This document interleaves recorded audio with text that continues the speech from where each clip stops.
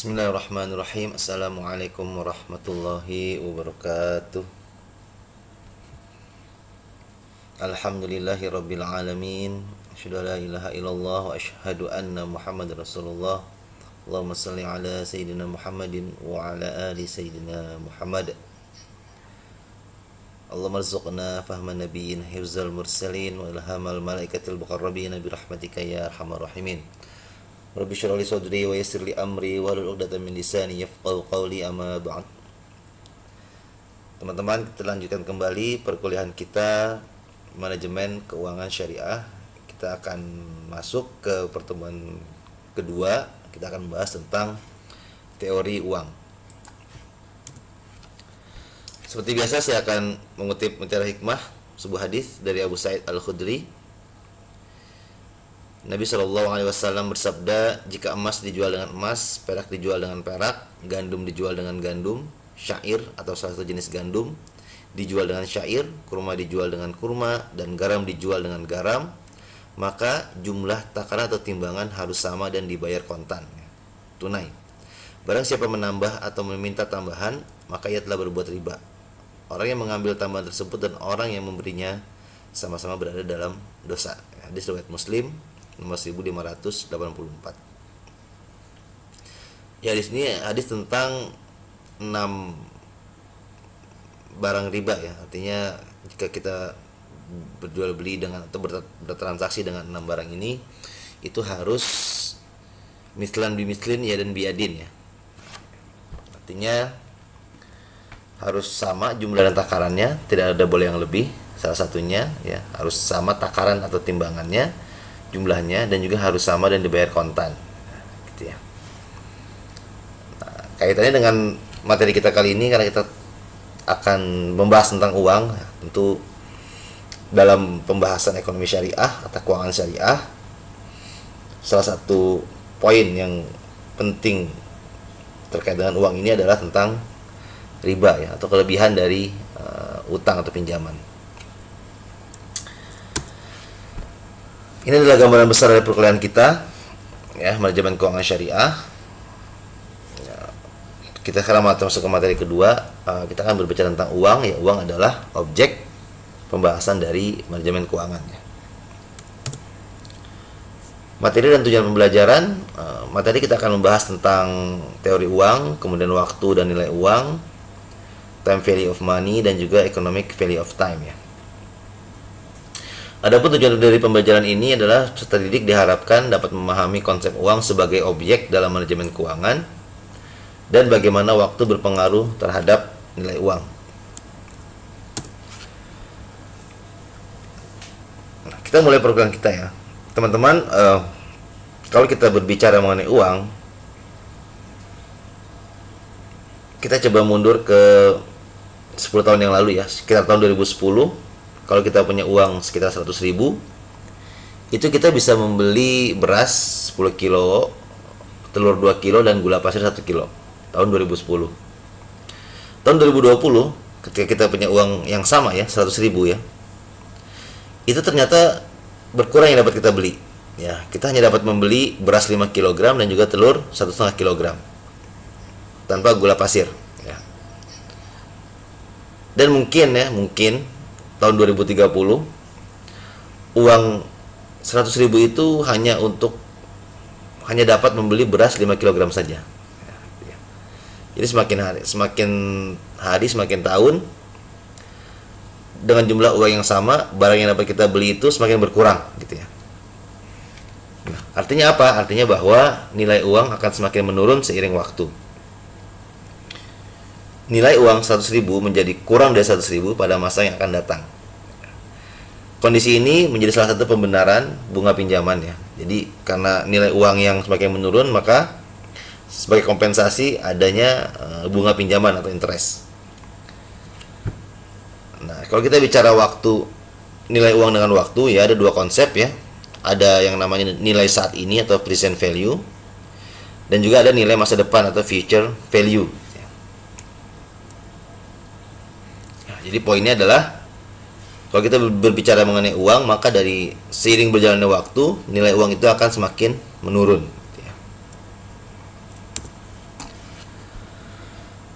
Nah, kita bicara tentang teori uang. Zaman dahulu ya, untuk mendapatkan barang kebutuhan manusia melakukan transaksi secara barter. Ya, secara barter. Misalnya kita mau beli daging, kita punya beras, kita tukar daging dengan beras. Namun pola ini cukup sulit karena barang yang akan dibarter belum tentu dimiliki pemberi atau dibutuhkan menerima. Ya, jadi kita punya beras, kita harus cari orang yang butuh beras gitu ya.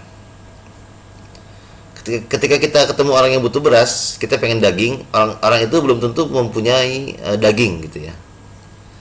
Nah, itu kesulitannya kalau dengan sistem barter. Singkat cerita, maka diciptakanlah satu alat tukar yang standar ya. Jadi satu alat tukar yang standar yaitu adalah uang. Nah, ini evolusi uang ya dari zaman dulu tadi ya, kita bilang dari barter, kemudian berkembang lagi menjadi diciptakan sebuah alat tukar ya yang standar ya, yang bisa ditukar dengan beras, bisa ditukar dengan daging, bisa ditukar dengan barang-barang lainnya. Itu namanya uang. Bentuknya mungkin dulu ada bentuknya dalam bentuk emas ya, kemudian dalam bentuk koin, kemudian berkembang lagi jadi ada bentuk uang kertas ya, karena kalau uang koin kan berisik ya, bunyi kalau kita bawa. Kalau uang kertas kita bawa nggak bunyi. Kemudian ternyata uang kertas ini cukup repot juga ya, karena tebal. Ada diganti dengan plastik atau kartu ya, kartu plastik ya, ATM ya, e-money, uang elektronik.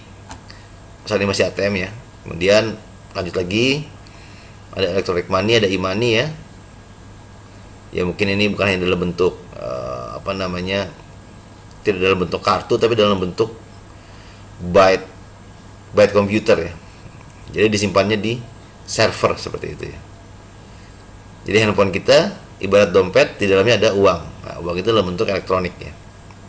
Kemudian perkembangan sekarang ini ya ada namanya cryptocurrency ya, mata uang kripto. Nah, ini masih dalam perdebatan ya, apakah bisa menjadi alat tukar atau belum, atau tidak gitu ya. Nah, ini adalah bentuk uang dari masa ke masa.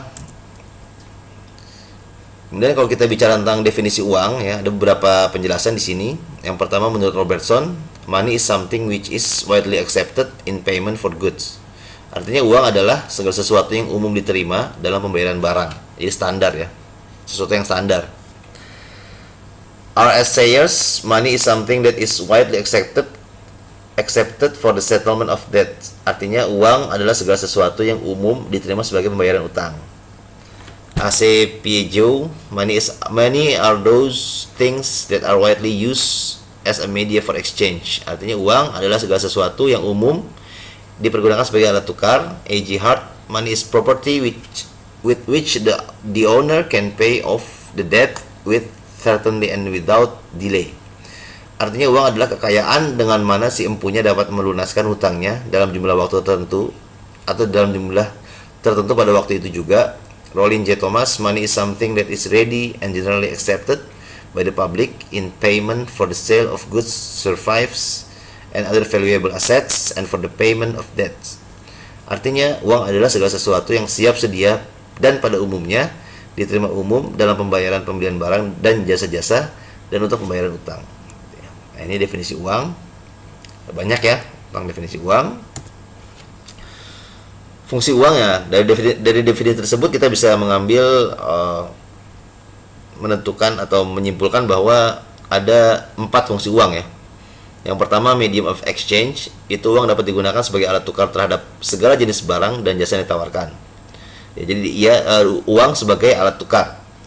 Yang kedua, sebagai standard of value, itu uang sebagai satuan hitung yang menunjukkan nilai dari barang dan jasa ya, harga itu ya, itu standarnya adalah uang ya. Yang ketiga adalah store of value, yaitu uang sebagai penghimpun kekayaan atau penimbun kekayaan, baik yang disimpan secara tunai atau dalam bentuk rekening pada bank ya. Dia juga jadi bisa menyimpan nilai ya, sebagai standar kekayaan lah ya. Kekayaan dari seseorang itu bisa dinilai dari uang yang dimiliki gitu ya. Yang keempat, standard of deferred payment, yaitu uang sebagai alat pembayaran yang ditangguhkan atau sebagai standar dalam pencicilan hutang piutang secara tepat dan cepat. Ini adalah fungsi-fungsi uang. Tadi mungkin di awal kita singgung sedikit masalah barter. Uang itu adalah sebagai alat tukar ya, jadi medium of exchange yang paling yang paling sering kita gunakan adalah uang itu sebagai alat tukar ya, alat tukar. Kita butuh barang yang mau kita beli, kita tukar dengan uang gitu ya. Jadi uang sebagai alat tukar. Dan selain alat tukar juga ada fungsi-fungsi lain ya, standard of value, store of value, dan juga standard of deferred payment. Oke, kita masuk ke materi selanjutnya. Kita akan membahas tentang waktu dan juga nilai uang ya. Tadi kita sempat singgung di awal bahwa semakin hari semakin tahun nilai uang itu semakin menurun ya. Jadi nilai uang yang sama, tadinya kita bisa beli 5 barang, seiring berjalannya waktu kita hanya bisa membeli 3 barang, 2 barang gitu ya. Nah, seiring waktu nilai uang akan berkurang. Demikian juga dengan manfaat uang. Jika dimanfaatkan saat ini, jadi pertama kita bicara dengan nilai ya, dan juga seiring dengan waktu kita juga bisa berhubungan dengan manfaat uang ya. Jadi misalnya begini, jika dimanfaatkan saat ini dengan saat yang akan datang, maka hasilnya tentu berbeda. Nah, jadi kalau kita misalnya kita beli barang saat ini dan kita beli barang setahun depan, misalnya kita beli motor gitu ya, beli motor tahun ini dengan beli motor tahun depan, kira-kira harga sama atau naik? Misal harga naik ya, artinya apa? Artinya bahwa kalau kita beli saat ini, maka manfaat uang itu lebih besar daripada kita manfaatkan di tahun depan gitu ya. Kenapa? Karena kalau kita beli sekarang, kita bisa beli anggaplah 20 juta. Kalau kita beli tahun depan, maka harganya jadi 21 juta ya, kita rugi 1 juta ya, kurang lebih seperti itu. Jadi waktu itu berpengaruh ketika kita ingin memanfaatkan uang yang kita miliki. Jadi pertama, nilai uang yang berkurang. Yang kedua, manfaat dari uang tersebut atau daya beli dari uang tersebut juga bisa dipengaruhi oleh waktu. Atau misalnya kita investasi saat ini dengan investasi tahun depan, itu bisa jadi akan berbeda hasilnya gitu ya. Kita investasi saat ini dengan tahun depan, kalau kita investasi saat ini, mungkin tahun depan kita sudah bisa merasakan imbal hasilnya. Sementara kalau kita investasi tahun depan, itu kita baru mulai investasi dan kita belum ada imbal hasilnya gitu ya. Jadi manfaat yang didapat dari uang itu juga berbeda antara waktu yang berbeda gitu ya. Nah, setidaknya terdapat 2 konsep mengenai keterkaitan antara waktu dengan uang, yaitu ada time value of money atau TVM dan juga economic value of time. Jadi ada 2 konsep besar di dalam hubungan antara waktu dengan uang. Ada time value of money dan juga ada economic value of time gitu ya. Oke, kita masuk ke teori yang pertama, time value of money atau TVM ya. Dalam TVM ini nilai uang dibagi menjadi 2 ya. Ada nilai saat ini atau present value, dan juga ada nilai saat yang akan datang. Nah, ini bisa kapan aja nih, setahun, 2 tahun, 10 tahun gitu ya. Nilai saat yang akan datang itu disebut dengan future value ya. Jadi ingat ya, ada present value, nilai saat ini, dan juga ada nilai masa depan yaitu future value. Konsep present value dan future value ini biasanya digunakan dalam aktivitas investasi ya, capital budgeting. Ingat ya, ruang lingkup dari manajemen keuangan salah satunya adalah capital budgeting atau aktivitas investasi untuk menilai berapa nilai uang saat ini dan saat yang akan datang. Nah, dari konsep ini juga muncul yang namanya bunga ya, atau interest atau riba lah dalam ekonomi syariah ya, yang diterapkan dalam pinjaman uang. Nah, ini kalau kita lihat secara timeline ya, lini masanya nih, saat ini present value ya, namanya present value. Masa depan itu namanya future value gitu ya. Jadi dalam time value of money ada 2 konsep, 2 konsep utama tentang nilai uang ya. Nilai uang saat ini dan nilai uang di masa depan.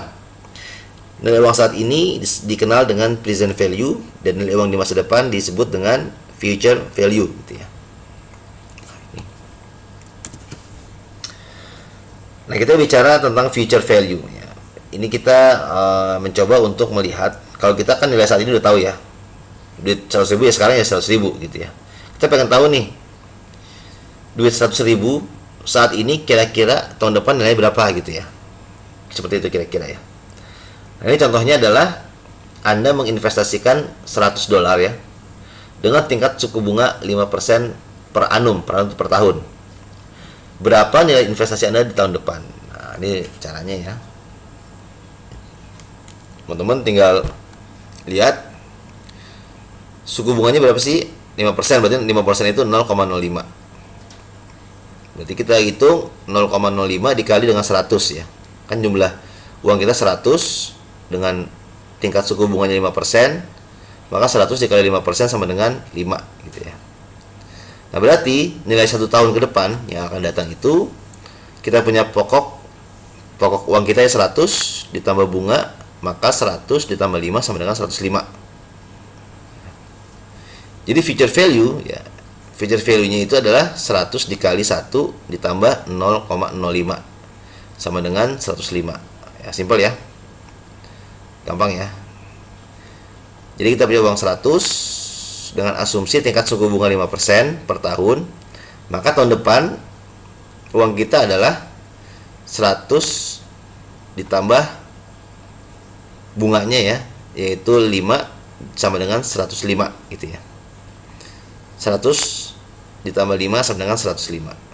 Nah, artinya apa? Artinya uang senilai 100 saat ini sama dengan 105 di tahun depan. Jadi misalnya kita pengen beli, jadi kita 100 dolar ini kita bisa beli beras 1 karung misalnya. Tahun depan itu beras 1 karung harganya 105 ya, kurang lebih seperti itu ya untuk gambarannya ya.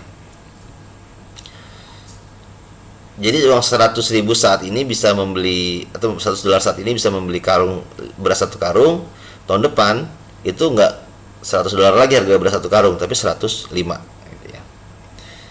Nah, jika Anda berinvestasi, maka nilai uang harus di atas 105 di tahun depan. Nah, jadi kalau Anda investasi, Anda hitung-hitung cash flow-nya berapa? Oh, dapatnya 105. Itu harus di atas 105 di tahun depan. Kenapa? Karena jika uang Anda lebih kecil sama dengan 105, maka investasi tersebut tidak menguntungkan ya.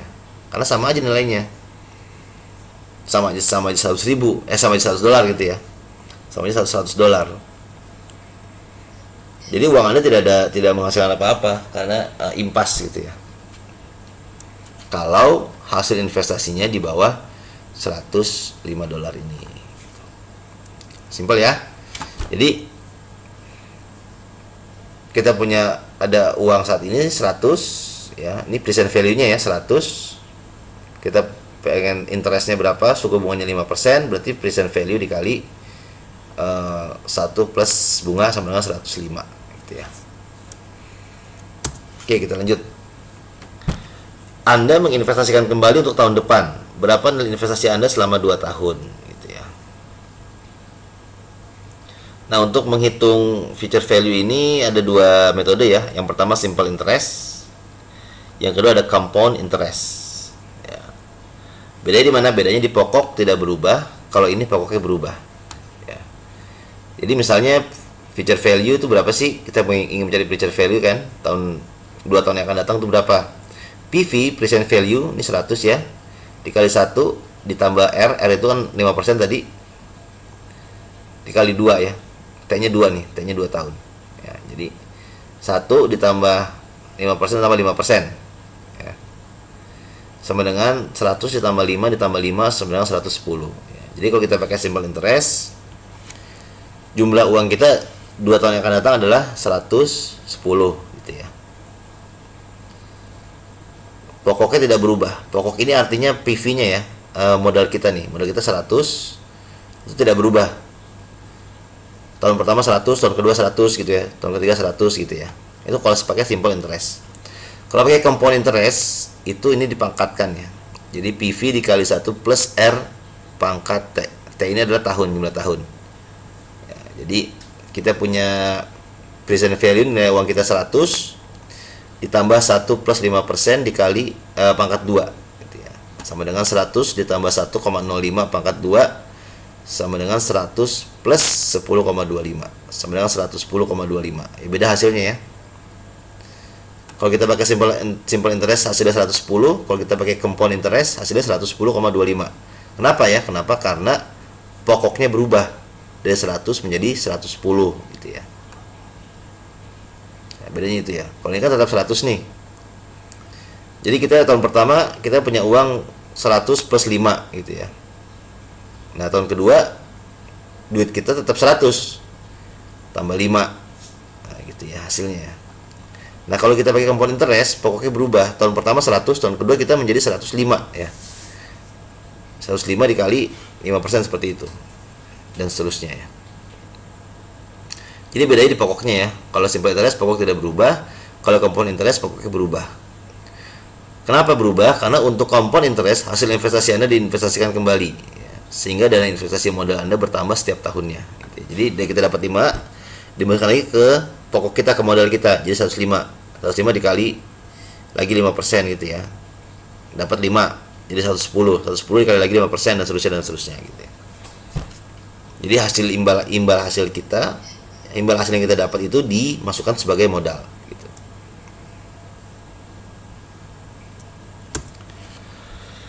Oke, ini masih tentang future value. Contoh lain ya, Anda menginvestasikan $100 dengan tingkat suku bunga 5% per annum.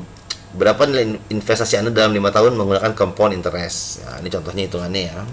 Ternyata dalam 5 tahun uang Anda dari 100 menjadi 127,63. Nah, ini hitungannya ya. Kalau kita pakai compound interest itu kan 100, kita dapat 5 nih.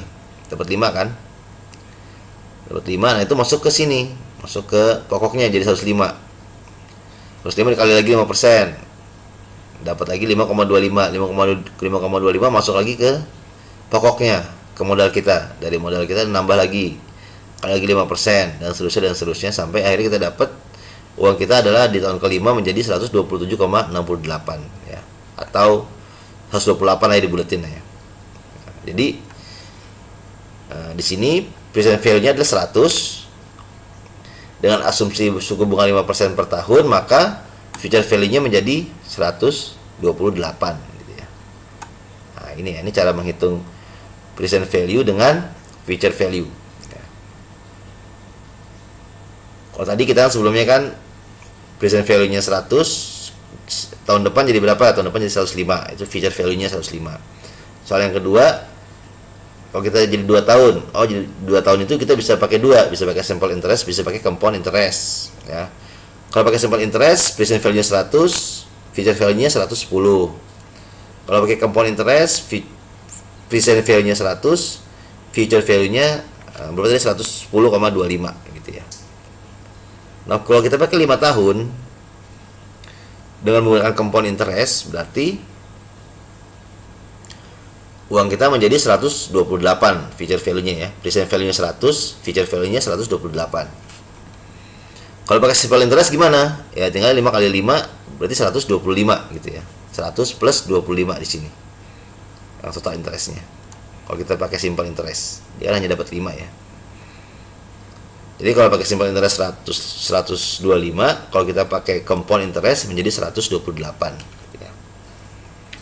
Nah, ini adalah data yang kita tahu adalah kita punya data present value 100 dengan tingkat suku bunga 5% gitu ya. Yang dicari adalah future value-nya.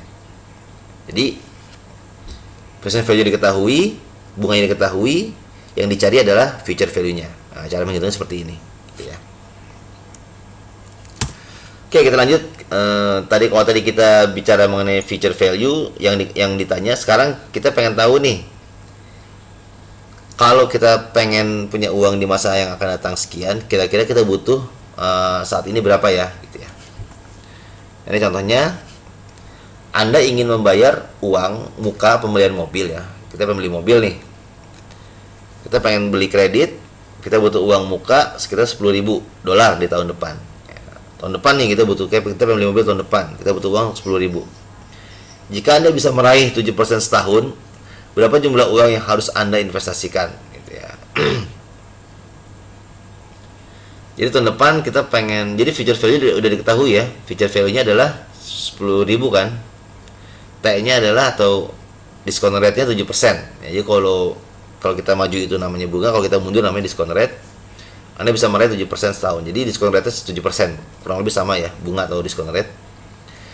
Berapa jumlah uang yang harus Anda investasikan? Nah, jika ini rumus tadi ya, future value sama dengan present value dikali 1 plus R pangkat T, maka present value sama dengan future value dibagi ya. Oleh kan dikali ini dibagi 1 plus R pangkat T.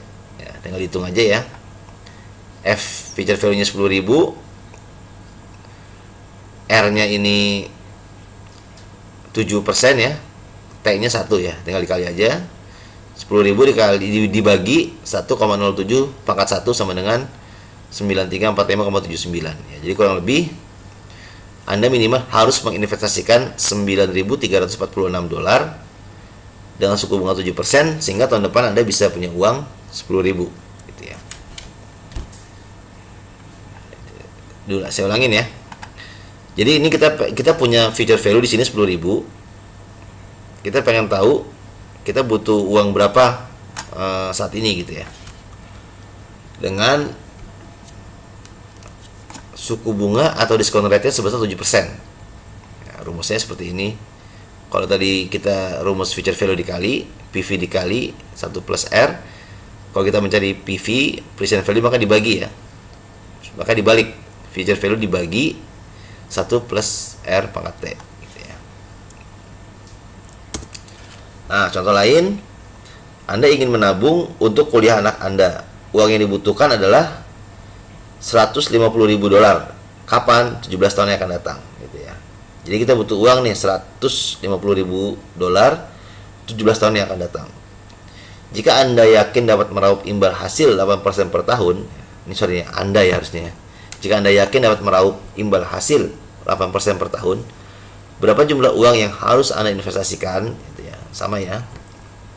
Yang ditanya apa sih? Present value ya. Sama dengan ini future value-nya 150.000. Ya, ini kita butuh duit 150.000. Bunganya berapa, diskon rate-nya 8%. Pangkat T-nya 17 ya, 17 tahun. Ya, jadi 150.000 dibagi 1,08 dipangkat 17. Dapatnya berapa? Dapatnya 40.540. Ya, jadi kalau kita butuh uang 150.000 17 tahun yang akan datang, dengan asumsi imbal hasil 8% per tahun, maka kita butuh uang $40.540 gitu ya. Bisa ulangin, ini future value-nya 150.000, T-nya 17, R-nya 8% ya, tadi ya. PV sama dengan 150.000 dibagi 1,08 di pangkat 17 sama dengan 40.540. Oke, kurang lebih seperti itu. Kita bicara time value of money ya. Jadi intinya adalah nilai uang itu semakin tahun, semakin hari semakin berkurang. Contohnya ya, nilai $100 saat ini setara dengan nilai $128 pada 5 tahun mendatang. Tadi yang kita bicara investasi 5 tahun ya, compound rate itu hasilnya 28 yang kita hitung ya. Jadi nilai $100 hari ini itu dengan asumsi suku bunga 5%, maka nilai uang $100 saat ini akan menjadi $128 di tahun yang akan datang. Artinya apa? Artinya kalau kita harga satu karung beras itu saat ini $100, maka 5 tahun yang akan datang harga satu karung beras itu adalah $128. Nah ini ya. Jika harga beras 50 kg saat ini $100, maka 5 tahun mendatang harga beras 50 kg menjadi $128. Konsep ini dikenal dengan time value of money gitu ya. Jadi waktu yang berpengaruh terhadap nilai uang. Nilai uang semakin menurun seiring waktu gitu ya, kurang lebih time value of money. Oleh karena itu, jika Anda berinvestasi sejumlah 100 hari ini, maka imbal hasil yang didapat harus lebih dari 28 dolar ya, agar positif. Jika imbal hasil yang didapat $28 atau kurang ya, maka imbal hasil Anda adalah 0. Jadi kalau kita dapat nih, kita investasi nih 5 tahun yang akan datang, kita hitung ternyata cuma dapat $28. itu sama dengan nol, kita nggak dapat apa-apa. Kenapa? Karena 100 dolar hari ini sama dengan 128 dolar 5 tahun yang akan datang. Jika Anda membutuhkan dana sejumlah tertentu, future value tadi ya, pengen bayar kuliah, pengen beli mobil ya, maka dengan suku bunga R dan jangka waktu T tertentu, maka jumlah dana yang harus Anda siapkan adalah PV tadi ya. PV-nya diketahui, R-nya diketahui, T-nya diketahui, nah, yang dicari adalah PV-nya. Nah, ini kurang lebih konsep time value of money. Ya, bagaimana waktu itu berpengaruh terhadap nilai uang, terutama semakin hari semakin menurun ya, bukan semakin naik, semakin menurun ya, uang itu semakin berkurang. Dan dari konsep time value of money ini ada dua konsep juga ya, dua konsep turunannya, itu ada present value dan juga ada future value. Present value adalah nilai hari ini, future value adalah nilai di masa depan. Kapan masa depannya? Nah, itu ada jangka waktunya T ya. Gimana menghitungnya? Kita harus tahu tingkat suku bunganya R-nya berapa, baru kita hitung kalikan dengan jangka waktunya berapa tahun gitu ya. Oke, ini time value of money. Sekarang kita masuk ke materi selanjutnya, yaitu economic value of time ya. Tadi teman-teman di awal kita telah bahas ya bahwa waktu itu waktu berpengaruh terhadap nilai uang ya. Apakah hanya nilai uang yang dipengaruhi oleh waktu? Ya, ternyata tidak. Selain nilainya, manfaat dari uang pun itu dipengaruhi oleh waktu. Ya, tadi ya, ketika kita pengen beli motor hari ini, kita bisa memanfaatkan uang 20 juta. Tapi kalau kita beli motor tahun depan, itu mungkin kita harus memanfaatkan uang 21 juta ya, karena harga naik. Ya, nilai turun ya, nilai turun. Atau contoh lain, kita berinvestasi saat ini, hari ini kita buka warung. Kalau kita buka hari ini, tahun depan kita sudah punya untung misalnya 5% misalnya gitu ya. Kita modal 10 juta, tahun depan sudah menjadi 10 juta 500 ribu gitu ya, 10,5 juta. Nah, tapi kalau kita baru buka tahun depan ya kita nggak dapat gitu ya. Jadi memang waktu itu bisa memberikan manfaat terhadap uang gitu ya. Jadi kalau kita bicara nilai uang, waktu terhadap nilai uang, nah ini waktu terhadap manfaat uang tersebut. Oke, kita masuk ke economic value of time gitu ya. Oke, kalau kita bicara time value of money atau perbedaan nilai uang berdasarkan waktu dapat terjadi karena pertama, ini alasannya karena faktor inflasi yang berarti menurunnya daya beli. Karena penurunan daya beli atau nilai uang ini maka harus ada kompensasi dalam bentuk bunga gitu ya. Yang kedua, konsumsi saat ini lebih baik dibanding nanti. Tadi ya, kalau kita beli motor sekarang dengan beli motor tahun depan itu berbeda. Lebih baik saat ini ya, karena kalau nanti harganya naik. Oleh karena itu, jika menunda konsumsi saat ini, menunda menggunakan uang harus mendapatkan juga kompensasi atau bunga ya. Jadi ini time value of money ini kaitannya nanti adalah dengan bunga atau riba atau interest gitu ya. Nah, pendapat tersebut mendapatkan kritik. Kenapa? Karena dalam ekonomi tidak hanya terjadi inflasi, namun juga ada deflasi ya. Inflasi itu kenaikan harga, deflasi penurunan harga ya. Harga bisa turun. Yang kedua, kompensasi karena menunda mengabaikan faktor risiko.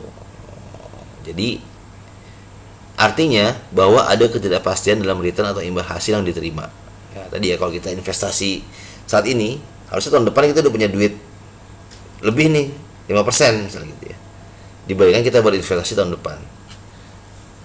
Apakah demikian? Belum tentu, karena memang ada faktor-faktor lain yang namanya faktor risiko ya. Artinya bahwa ada ketidakpastian. Belum tentu kalau kita investasi sekarang tahun depan hasilnya 5%, belum tentu. Mungkin bisa lebih banyak, mungkin bisa berkurang, mungkin juga bisa rugi gitu ya, karena ada risiko di situ. Mungkin aja kita bisa dapat 10% ternyata, atau mungkin juga kita bisa rugi atau bangkrut gitu ya. Jadi ada faktor risiko. Jadi kalau kita bicara masa depan itu kan masih tidak pasti gitu ya, masih hanya perkiraan gitu. Bisa iya, bisa tidak gitu ya. Bisa untung, bisa juga rugi. Yang namanya juga bisnis gitu ya. Nah, jadi kritikan terhadap time value of money adalah pertama kita jangan bicara inflasi aja dong, kita juga bicara juga deflasi gitu ya. Kalau deflasi bagaimana? Yang kedua, kompensasi karena penundaan itu, menunda untuk mengkonsumsi uang tersebut, itu mengabaikan faktor risiko. Padahal situ juga ada faktor risiko ya. Bukan berarti kita investasi pasti untung, enggak. Kita bisnis pasti untung, enggak juga. Kita bisnis ada faktor risiko. Bisa untung mungkin lebih dari 5%, atau juga mungkin kurang dari 5%, atau mungkin juga kita akan mengalami kerugian gitu ya. Nah, ini kritikan terhadap time value of money. Nah, jadi ke dalam ekonomi syariah, penggunaan discount rate tadi ya. Discount rate itu kalau kita bicara masa depan kita bicara bunga, kalau kita bicara masa lalu kita bicara discount rate ya. Atau kalau kita mencari present value kita ambil discount rate. Dalam ekonomi syariah, jadi kalau economic value of time ini konsep yang dicetuskan oleh ekonomi syariah gitu ya. Dalam ekonomi syariah, penggunaan discount rate dalam menentukan harga bai muajjal atau pembayaran tangguh atau kredit ya, beli kredit dapat digunakan. Dengan kata lain, harga secara tunai akan berbeda dengan harga secara kredit ya. Jadi kalau kita beli tunai misalnya 1 juta, beli kredit jadi 1.200.000 gitu ya. Nah, hal ini dibenarkan kenapa? Karena jual beli dan sewa menyewa adalah sektor real yang menimbulkan economic value added, nilai tambah ekonomis ya. Karena ada nilai tambah di situ dari transaksi jual beli dan sewa menyewa, nah itu ada nilai tambah ekonomisnya. Jadi misalnya kita jual beli motor misalnya, kita jual beli motor, kita jual sekarang, kita sebagai penjual ya, misal kita sebagai penjual, kita jual sekarang nih, kita jual sekarang ke si A menjual motor ke B. Nah, oleh si B kan motor ini bisa dimanfaatkan gitu ya, mungkin untuk ojek online ya, mungkin untuk apalah ya, mungkin untuk berdagang, untuk apa, untuk kerja, untuk apa. Nah, ada nilai tambah ekonomis yang didapatkan dari transaksi jual beli tersebut gitu ya. Jadi jual beli ataupun sewa menyewa ya, sewa motor, jual beli motor ya, kurang lebih seperti itu. Nah, motor itu bisa memberikan nilai tambah ekonomis bagi yang menggunakannya gitu ya. Nah, ini maksudnya ya. Jadi jual beli dan sewa menyewa adalah sektor real yang menimbulkan economic value added, nilai tambah ekonomis ya.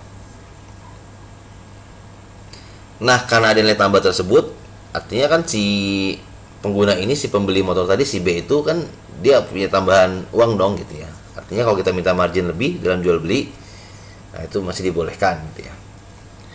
Itu dari sisi objek jual belinya ya, dari sisi si penggunanya dia bisa mendapatkan nilai tambah ekonomis gitu ya. Mungkin tadinya dia misalnya untuk transportasi, tadinya dia butuh uang untuk bayar transportasi umum misalnya 10.000 sehari, sekarang dia bensin menjadi 5.000 sehari, artinya dia bisa nabung 5.000 gitu ya sehari gitu ya. Nah, itu bahwa transaksi jual beli atau sewa menyewa ini menimbulkan economic value added, nilai tambah ekonomis. Yang kedua, tertahannya hak si penjual ya, hak si penjual nih, misalnya tadi si A ya, si A, tertahannya hak si penjual bahwa pembayaran yang telah melaksanakan kewajibannya menyerahkan barang atau jasa sehingga ia tidak dapat melaksanakan kewajibannya kepada pihak lain. Jadi misalnya kita beli kredit nih, oke Pak, saya beli kredit nih motor ini setahun ya, gitu ya, setiap bulan saya bayar angsurannya. Nah, itu misalnya kalau kita beli tunai saat itu harganya 10 juta, wah setahun ya, setahun berarti saya ngambil margin lebih ya, saya ambil 12 juta ya. Kenapa? Karena harusnya saya terima uang 10 juta hari ini, itu saya bisa manfaatkan buat yang lain ya, mungkin saya punya utang ke tempat lain, mungkin saya mau beli apa, mau usaha apa. Tapi karena saya nggak punya uang 10 juta saat ini, tapi mungkin 10 jutanya baru dapat 10 bulan yang akan datang, nah itu dibenarkan ada perbedaannya. Jadi kalau kita beli kredit, marginnya bisa ditambahkan gitu ya, dibandingkan beli tunai. Jadi kalau beli tunai 10 juta, kalau beli 10 juta cash tunai hari ini, kalau beli kredit 12 juta setahun ya, gitu, 12 bulan gitu, berarti sebulan 1 juta gitu ya. Nah, jadi dari sisi penjual tentu ada hak yang tertahan ya, harusnya dia punya uang 10 juta hari ini dari hasil jual belinya, tapi kalau dibeli kredit dia nggak bisa tuh, dia nggak jadi punya uang 10 juta, dia hanya punya uang 1 juta gitu ya. Nah tadi mau beli, misalnya saya jual motor 10 juta nih, saya dapat uang 10 juta, harusnya sih bisa beli, misalnya dia mau beli uh, buat rumahnya, dia mau beli TV misalnya gitu ya, atau kulkas misalnya gitu buat di rumahnya. Harga kulkasnya atau harga TV sama kulkas misalnya 6 juta gitu total ya. Tapi karena dibelinya secara cash, maka dia nggak bisa beli kulkas sama TV-nya karena dia cuma punya duit 1 juta gitu ya. Nah itu maksudnya ada hak penjual yang tertahan di situ. Ya, walaupun sebenarnya dia sudah melaksanakan kewajiban ya kan, udah selesai tuh. Saya udah jual beli, udah akad transaksi selesai. Tapi ada hak yang masih tertahan gitu ya. Nah, jadi dalam ekonomi syariah tetap kita bisa menggunakan diskon rate ya dalam bai muajjal atau membayar tangguh ya, artinya bahwa dalam jual beli ini harga secara tunai dengan harga secara kredit itu berbeda ya. Karena pertama sebabnya karena ada nilai tambah ekonomis yang dihasilkan, yang kedua juga ada hak yang tertahan dari si penjual tersebut gitu ya. Nah, prinsip-prinsip yang harus diperhatikan yaitu pertama, adanya unsur ketidakpastian. Oleh karena itu, dalam akad bagi hasil, dasar pembagiannya adalah pada pendapatan aktual, bukan pendapatan yang diharapkan. Nah, ini kalau kita bicara akad bagi hasil ya, mudharabah gitu ya, atau musyarakah gitu ya. Udah akad bagi hasil, itu kan nggak pasti ya. Beda dengan kalau kita misalnya secara konvensional, kita pinjam uang 10 juta, pokoknya setiap bulan harus bayar 1 juta ya gitu. Mau untung mau rugi harus 1 juta bayar. Nah, tapi kalau dalam ekonomi syariah kita melihat bahwa ada unsur ketidakpastian, sehingga dalam akad bagi hasil itu dasarnya adalah dari actual return, dari hasil yang aktual, yang nyata gitu ya, bukan pendapatan yang diharapkan atau expected return. Jadi itu ya bagi hasil. Actual return ini boleh jadi tadi misalnya kita pinjam uang 10 juta, bunganya 5% sebulan misalnya, bunga 5% setahun. Jadi kalau dari sisi kreditur atau yang punya uang,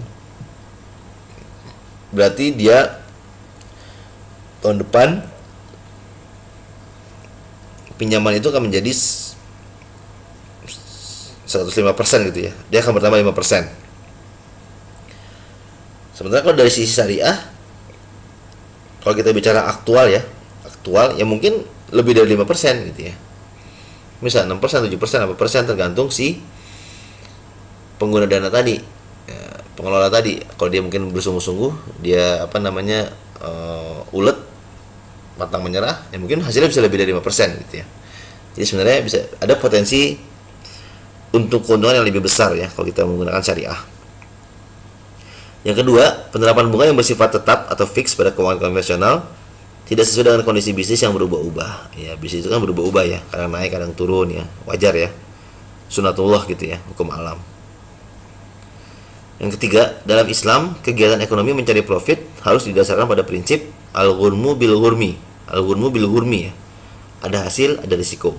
Jadi kalau kita mau dapat untung, harus siap menanggung risiko. Ya. Al-kharaj bidaman. Ada hasil, ada harga yang harus dibayar. Ya sama ya. Kita mau mendapatkan hasil, ya kita harus bayar. Ya, mungkin bayar usaha, bayar uang gitu ya. Jadi dalam konteks ekonomi syariah, kita tetap mengakui bahwa waktu itu, konsep waktu ya, time itu berdampak pada uang gitu ya. Hanya mungkin dari sisi pemahamannya kita berbeda dengan sisi konvensional gitu ya. Kalau konvensional dia menggunakan konsep time value of money, dari sisi syariah dikenal konsep economic value of time gitu ya. Jadi waktu itu bisa memberikan manfaat bagi uang gitu ya. Jadi kalau dari yang pertama kita bicara nilai uang, kalau yang kedua ini economic value of time, kita bicara mengenai manfaat dari uang tersebut gitu ya teman-teman ya.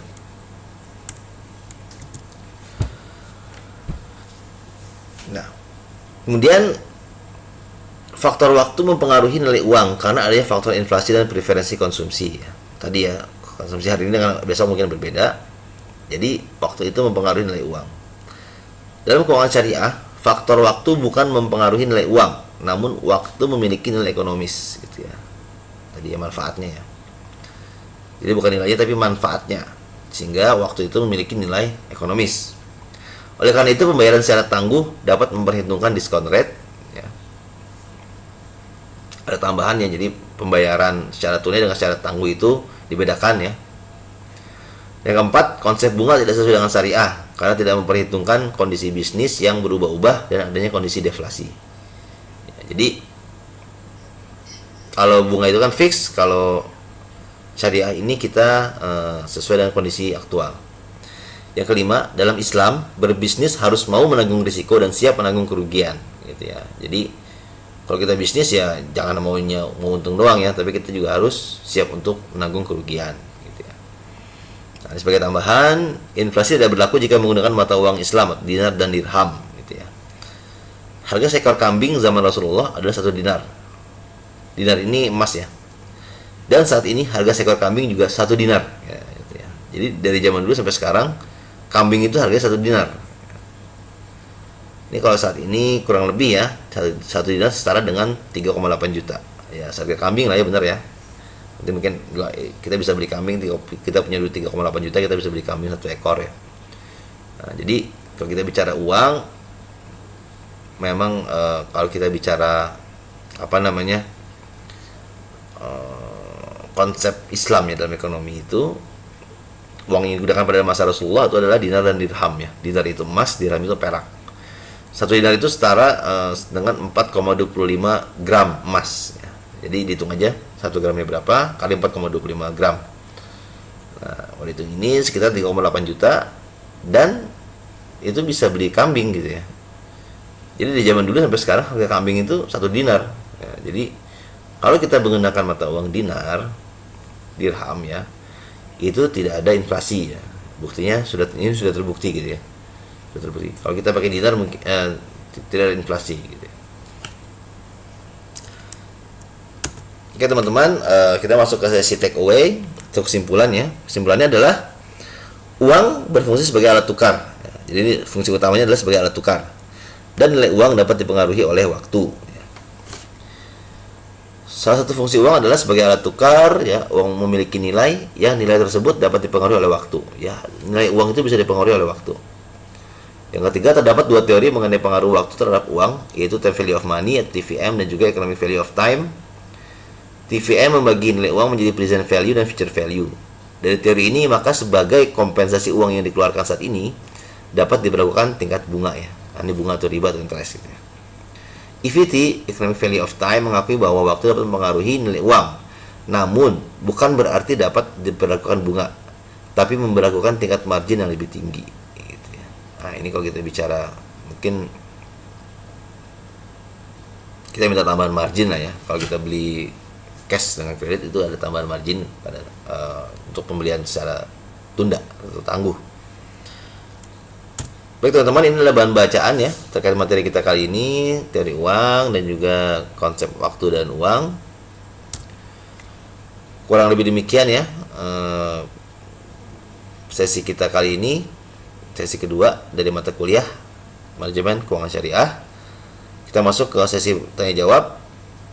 Kurang lebihnya mohon maaf. Wabillahi taufik wal hidayah. Assalamualaikum warahmatullahi wabarakatuh.